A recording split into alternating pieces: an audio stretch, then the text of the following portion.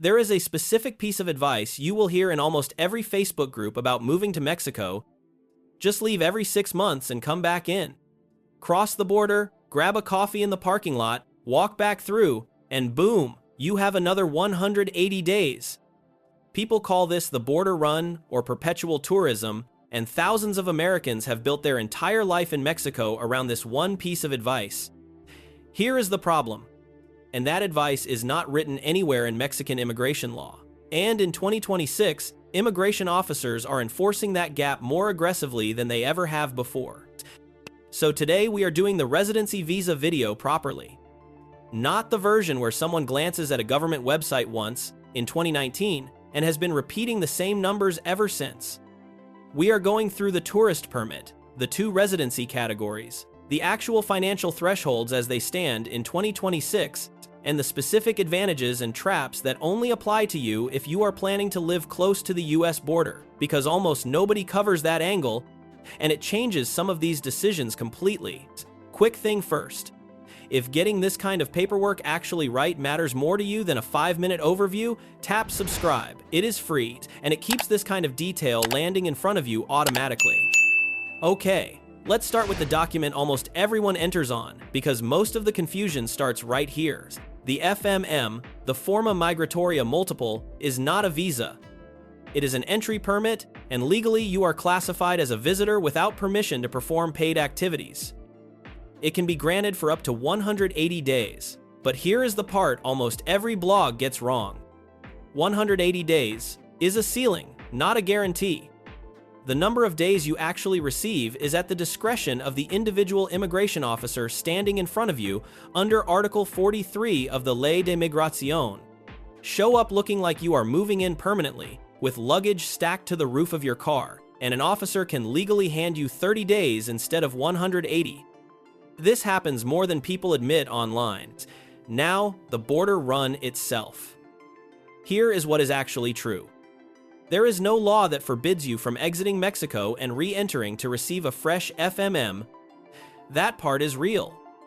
But immigration officers are explicitly permitted to look at your entry history, and repeated, obviously patterned exits and re-entries are increasingly being treated as evidence that you are functionally living in Mexico without proper residency status. In 2026, land border crossings in particular are seeing more scrutiny on this than they did even 2 years ago. The people this hits hardest are exactly the people watching this channel, folks living 40 minutes from San Diego or El Paso who cross constantly anyway, for groceries, for doctors, for family. Your normal life can start to look, on paper, exactly like someone gaming the system, even when you are not. There is also a claim floating around that stays under 72 hours inside a defined border zone, roughly 20 to 25 kilometers south of the line, do not require an FMM at all. I want to be straight with you about this one, because it is exactly the kind of claim this channel exists to check. Some tourism guides state this exemption exists. Other sources, including guidance aimed specifically at Baja travelers, state flatly that no such 72-hour or tourist zone exemption exists anywhere in Mexican immigration law, and that an FMM is required to travel anywhere in Mexico, border region included, regardless of how short the visit is.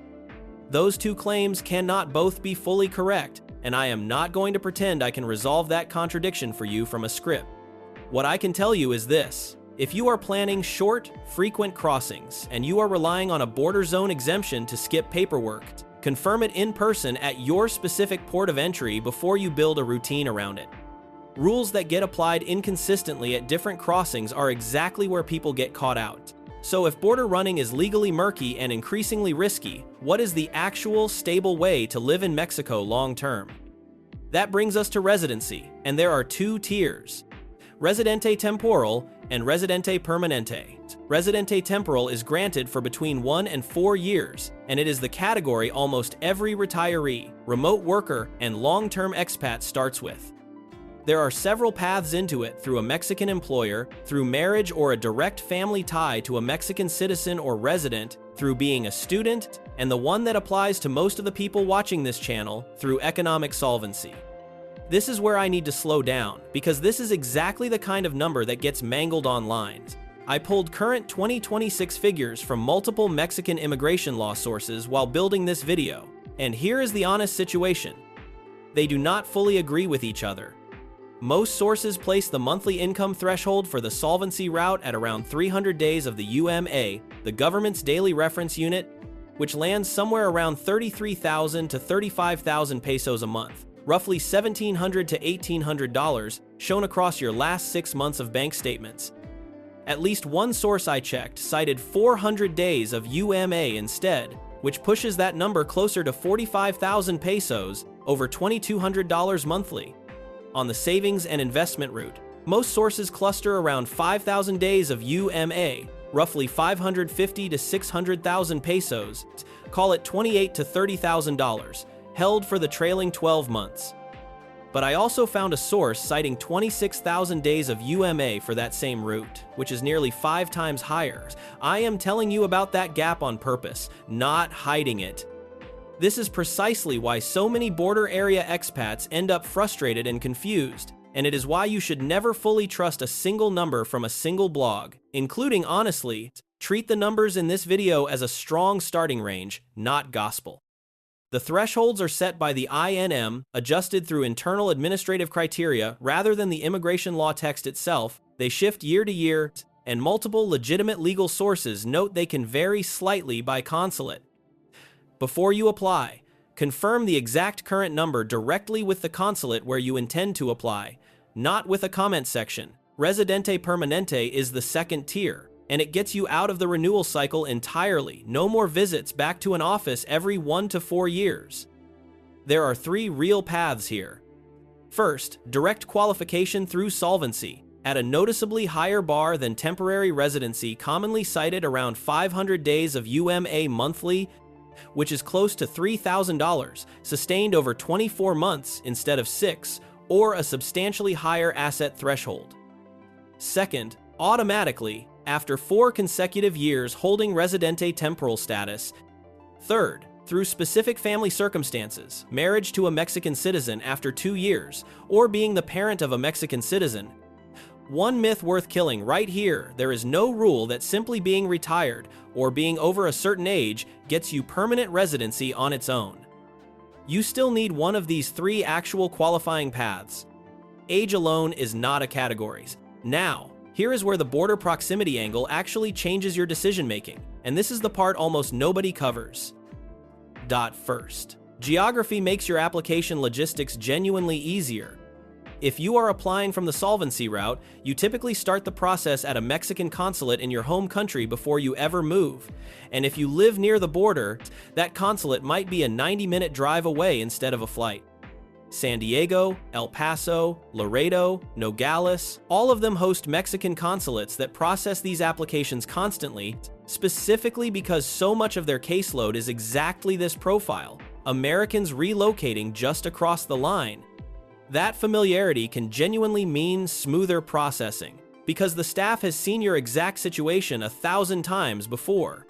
Second, and this is the trap specific to your situation, the convenience of being able to drive home in 90 minutes is exactly what makes border area expats more likely to lean on tourist status far longer than they should, instead of formalizing residency.